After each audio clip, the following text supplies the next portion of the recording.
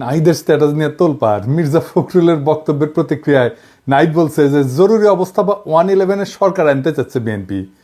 আসলে কি 111 আসতেছে? আওয়ামী শিবিরে উল্লাস, গর্ত থেকে বাইর হয়ে মিলিটারি কুয়ের স্বপ্ন দেখতেছে। স্বপ্ন দেখা ভালো, ওদের ড্যাডি ওই যে সোহাদ্দির বডিগার্ডও প্রচুর স্বপ্ন দেখতো। স্বপ্ন দেখতে দেখতে তার স্বপ্ন দোষও হইতো।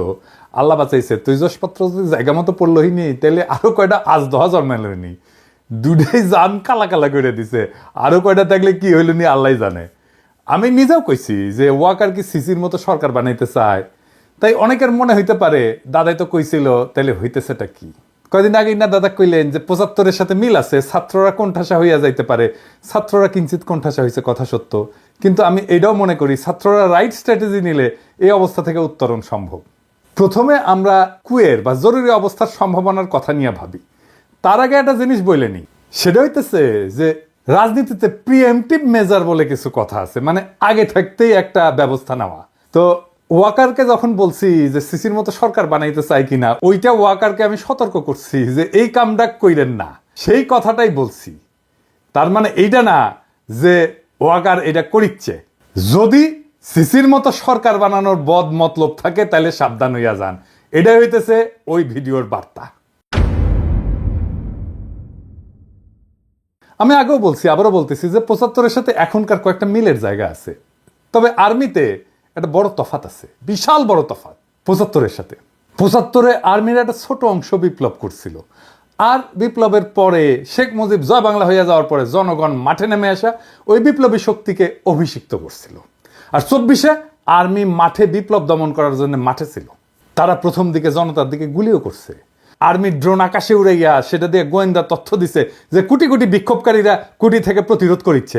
আর ওই পুলিশ সেই তথ্য পেয়া আন্দোলনকারীদের বিক্ষোভকারীদের চিহ্নিত কইরা ওই জায়গায় স্নাইপার পাঠাইছে। এলাকা ব্লক রেড দিয়া কারফিউ দিয়ে আন্দোলনকারীদের আটক করেছিল না আর্মি? আমরা তো ভুলি নাই, তাই না?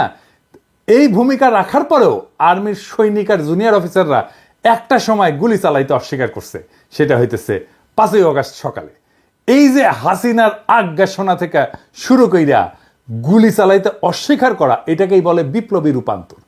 আর্মির এই সেকশন মানে জুনিয়র অফিসার আর সৈনিক লেভেলে একটা বিপ্লবী রূপান্তর ঘটিছে। এই আর্মি হাসিনার আর্মি না, এই আর্মি জনগণের আর্মি, জনতার আকাঙ্ক্ষার সাথে থাকা এক গণমানুষের বাহিনী, এক গণবাহিনী। এটা আমি আর্মিকে তেল দেওয়ার জন্য বলতেছি না। আপনারা যারা 5ই আগস্টে রাস্তায় ছিলেন তারা জানেন যে এই আর্মি জনতার পক্ষ হইয়া হাসিনার পুলিশের বিরুদ্ধে, ছাত্রলীগ যুবলীগের গুন্ডাদের বিরুদ্ধে গুলি ছুটতেছে।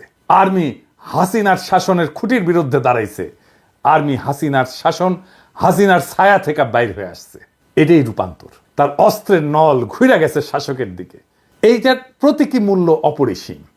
এই বাহিনী অন্তত এখন জনতার বিরুদ্ধে দাঁড়াবে না। তারপরেও বলা যায় না, কু করতে তো বেশি লোক লাগে না। 111-এর সময় তো কু করেছিল 10-12 জন নাকি শুনেছি।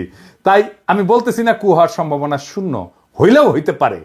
তবে আমি চাই এটা কু হোক, তাহলে টেরাম টেরাম যুদ্ধ হবে। হ্যাঁ, কু হইলে ভালো হবে। কেন ভালো হবে আজের দেখি। এখন কোনো কু হইলে সেটা ভারতীয় মদতে হইছে বলে জনমানুষের ধারণা জন্মাবে। আর তা হইলে খালেদ মোশাররফের পরিণতি বহন করতে হবে কুয়ের নেতাদের। আর্মির ইন্ডিয়া প্রভাবিত সেনা অফিসাররা একেবারে জয় বাংলা হয়ে যাবে। শুধু তাই না, বাংলাদেশে ইন্ডিয়ান সব স্ট্যাবলিশমেন্ট জয় বাংলা হয়ে যাবে। জুলাই বিপ্লবে যা যা দুর্বলতা ছিল, যা যা অসমাপ্ত কাজ ছিল, সেইগুলো সমাপ্ত হবে। যেমন চুপ্পুনাই হয়ে যাবে। ধানমন্ডি 32 নম্বর বুলডোজার দিয়ে মাটিতে মিশা দেওয়া হবে। ইন্ডিয়ান এম্বাসি ক্লোজ করে দেওয়া হবে। ছায়ানট উদিসি বন্ধ করে দেওয়া হবে। ফ্যাসিবাদের যে দালালগুলো এখন মাথা তুলতেছে সেইগুলা বরাবর করে দেওয়া হবে। আর ভারতের আলো আর দিল্লি স্টার, ওই নিয়ে কিছু বলছি আমি? বলি নাই। হ্যাঁ হ্যাঁ, খালেদ মোশাররফের কু 3 দিন টিকেছিল। এই কু 3 ঘন্টা টিকবে কিনা সন্দেহ আছে। তখন সেনাবাহিনীর মধ্যে লিফলেট ছড়ানো হয়েছিল, ওই যে 75-এ নভেম্বর বিপ্লবের সময়। এখন পিনাকি আর ইলিয়াস ভিডিও বানাবি আর সেনাবাহিনীর জুনিয়র অফিসার আর সৈনিকদের আহ্বান জানাবে। 2 না পাল্টাইছে।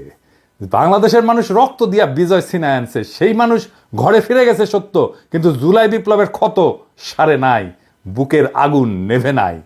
এই অগ্নিগর্ভ অবস্থায় জরুরি অবস্থা বা কু হান্দায় দেবে তেল ছাড়া, যেন এরপর কখনোই আর কু অভ্যাসের কথা কারো মাথাতে না আসে। আমাদের কাজ ফ্যাসিবাদের দোসরদের দাবরানির উপরে রাখা, আপনাদের চোখে পড়তেছে না হয়তো, কারণ এই কথাগুলো প্রকাশ্যে বলার বিষয় না, কিন্তু অনেক কাজ পিছনে হইতেছে। এইগুলা বেকুব কর্মীগুলো জানে না। সারা দুনিয়ায় হাসিনার পরিবার আর তার পলায় যাওয়া আওয়ামী লীগারদের উপরে কি নাইমে আসতেছে, এটা আওয়ামী লীগ আর আওয়ামী লীগের নেতা কর্মীরা হাসিনা কল্পনাও করতে পারতেছে না। আওয়ামী লীগের কর্মীরা যারা ফাল পেতেছে, আপনাদের বলি ভালো হইয়া যান, অযথাই নিজের বিপদ ডেকে আনিচ্ছেন। আমরা দয়া কইরা, একদম দয়া কইরা, মায়া কইরা প্রাপ্যটা দেইনি, ফাল পাইরেন না। আমি প্রত্যেকটা অঞ্চলে আওয়ামী লীগের কর্মীদের গণ ক্ষমা চাওয়ার আহ্বান জানাইতেছি।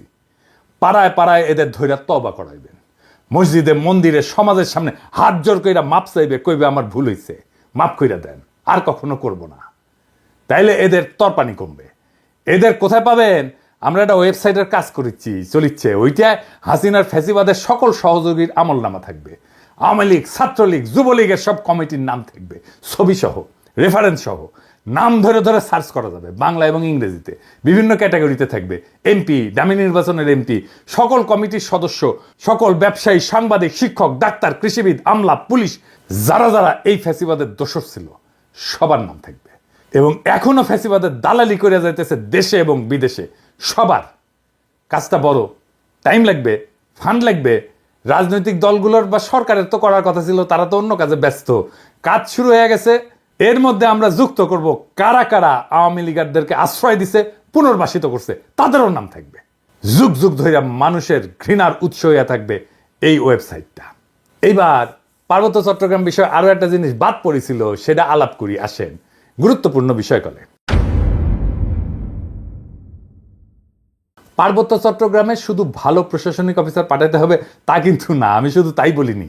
তার সাথে ভালো শিক্ষক পাঠাইতে হবে, ভালো ডাক্তার পাঠাইতে হবে, ভালো সামাজিক কর্মী পাঠাইতে হবে। ওইখানে পার্বত্য অঞ্চলে বিকেএসপির মতো কয়েকটা প্রতিষ্ঠান তৈরি করতে হবে। পাহাড়ি ছেলেমেয়েদের শরীরে শক্তি আর এনার্জি বেশি থাকে, পাহাড়ি পথে চলাচল করে, কঠিন পরিশ্রমের জীবন, এই জন্য শরীরে এনার্জি বেশি, মেদ কম। এছাড়া এরা সব অর্গানিক খাবার খায়, কিন্তু ভালো খাবার খায়, বিশুদ্ধ খাবার খায়। শরীরে আরো আলাদা এনার্জি থাকার পিছনে এটাও একটা কারণ। তাই দেখবেন অনেক খেলোয়াড় বের হয় ওদের মধ্যে থেকে। আপনি বিকেএসপি করেন কয়েকটা, আমি বাজি ধরতে রাজি আছি, ওদের অনেকেই অলিম্পিকে মেডেল জিতবে 10 বছরের মধ্যে। পাহাড়ি তরুণ যুবকেরা খেলায় যুক্ত হবে ব্যাপকভাবে, উৎসাহ নিয়ে। তারা যদি অলিম্পিকে মেডেল জেতে, যাই জিতুক, সোনা, রূপা, ব্রোঞ্জ, যেটাই জিতুক, সেটাই তো প্রথম হবে বাংলাদেশে, তাই না? ওই পাহাড়ের ছেলে মেয়েকে সমতলের মানুষ মাথায় তুইলা নাচবে। আপনার কোনো পরিশ্রম নাই, বুঝানোর দরকার নাই, সেমিনার সিম্পোজিয়াম করে মাথায় টাক ফেলায় দেওয়ার দরকার নাই। খেলাই হয়ে উঠতে পারে পাহাড়ি আর সমতলের ঐক্যের প্রতীক। বিশাল কাজ হয়ে যাবে। আরে ভাই, রাজনীতি তো আছে, কিন্তু আপনার আগ্রহ, উৎসাহ, মোটিভেশনের একটা জায়গা লাগবে তো, যেটা নিয়ে আপনি আনন্দিত হবেন, যেটা নিয়ে আপনি আপনার জীবনের সমস্ত দুঃখ কষ্ট ভুলে যাবেন। আপনার দুঃখ কষ্ট ভুলে ফেলার প্রতীক হয়ে উঠবে ওই পাহাড়ের ছেলেটা যে অলিম্পিকে একটা মেডেল নিয়ে আসছে। খেলাধুলার মাধ্যমে ওদেরকে যদি সংযুক্ত করা যায়, সারা দেশব্যাপী একটা যোগসূত্র তৈরি হবে পাহাড়ি এবং সমতলীদের মধ্যে। আমার পাঠক দর্শকদের বলি, আমার ক্ষুদ্র ভ্রাতারা স্লোগান দেয়, 7 সিস্টার থাকবে না রে। ভাসানির রেফারেন্সে বলে আসাম আমার, 7 সিস্টার্স আমার। এই 7 সিস্টার কেন ভারত রাখতে পারতেছে না? কারণ এই জাতিগোষ্ঠীর সাথে ন্যায্য আচরণ করতেছে না। এই অঞ্চলে 7 সিস্টার্স, রাখাইন আর আমাদের পার্বত্য চট্টগ্রাম মিলা যে জনজাতি উত্থিত হবে, বাংলাদেশকে যদি তার নেতা হয়ে উঠতে হয়, তাহলে আমাদের পার্বত্য চট্টগ্রামের পরীক্ষায় উত্তীর্ণ হতে হবে। এইটা আমাদের টেস্ট কেস। কয়েক লাখ পাহাড়ি নাগরিকদের যদি আমরা আস্থায় নিতে না পারি, আমরা এই অঞ্চলের নেতা হব কিভাবে? কোটি কোটি মানুষের পারবো না তো। তাই আমাদের মাইন্ডসেট এমনভাবে তৈরি করতে হবে যে আমরা বাংলাদেশ পথ দেখাবো। ভারত যেই সমস্যার সমাধান করতে পারে নাই, যেই কারণে 7 সিস্টার আজকে অগ্নিগর্ভ, সেই সমস্যার সমাধান আমরা দিতে পারবো। এই আস্থা তৈরি করতে হবে, এই আস্থা তৈরি করতে পারতে হবে। এই অঞ্চলে যদি কয়েকটা নতুন রাষ্ট্র তৈরি হইতে পারে, তাহলে তাদের সাথে একটা কনফেডারেশন গড়ার উদ্যোগ নেবে বাংলাদেশ।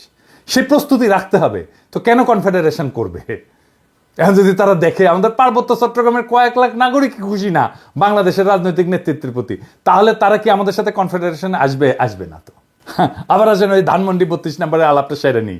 আমি কইছি যে কু হইলে ধানমন্ডি 32 নম্বর বুলডোজার দিয়ে মাটিতে মিশিয়ে দেওয়া হবে। অনেকের মনে হইতে পারে যে কু না হইলে কি থাকবে। ধানমন্ডি 32 নম্বরের সামনে ব্যারিকেড দিছে। আবার কেন দিছে কে জানে। আমি কইছি ব্যারিকেড দিবে, দেখনি ওই ধানমন্ডি 32 নম্বরে, ওখানে ওই ব্যারিকেডের উপরে যায় স্যার করে মুইতে দিবেন। ব্যারিকেড তুলে নিতে ব্যর্থ হবে। যখনই ব্যারিকেড দেবেন ওর উপরে মুতে দেবেন। শোনা যাচ্ছে মোস্তফা সরোয়ার ফারুকী নাকি রেনোভেশন করবে। ওর তো কুরকুরানি ছিল, ওই যে কইছিল না ওটা রেনোভেশন করা উচিত। তো ফারুকী রেনোভেশন হবে কাদের টাকায়? পাবলিকের ভ্যাট ট্যাক্সের টাকায় তো নাকি? বাংলাদেশে ৭২ থেকে ২০২৪ পর্যন্ত যত গণহত্যা হয়েছে, ইন্ডিয়ার দাসত্ব হয়েছে, গুম খুন ব্যাংক ডাকাতি হয়েছে, বাক স্বাধীনতা হরণ হয়েছে, স্বৈরতন্ত্র এবং ফ্যাসিবাদ, এই সব কিছুরই কোমল মসৃণ আইকন হইল ওই ৩২ নাম্বার। ৩২ নাম্বার শব্দটা একটা অভিশপ্ত শব্দ। ৩২ নাম্বার বাংলাদেশের ফ্যাসিবাদের আতুর ঘর। ওই ৩২ নাম্বারে প্রত্যেকটা ইটের গায়ে লেখা আছে মজলুমের হাহাকার, আমার নিখোঁজ হওয়া ভাইয়ের নাম, হাসিনা মুজিবের শাসনে বন্দুকের গুলিতে সেলাই হয়ে যাওয়া হাজার হাজার শহীদের নাম।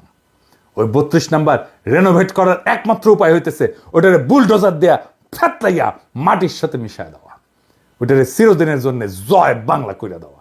ওই কাজ আমরা করব, একদিন করব, আজ না হোক কাল করব। ওইটা রেনোভেট যে করতে আসবে তারও সানডে মানডে ক্লোজ করে দিব। ইনকিলাব জিন্দাবাদ।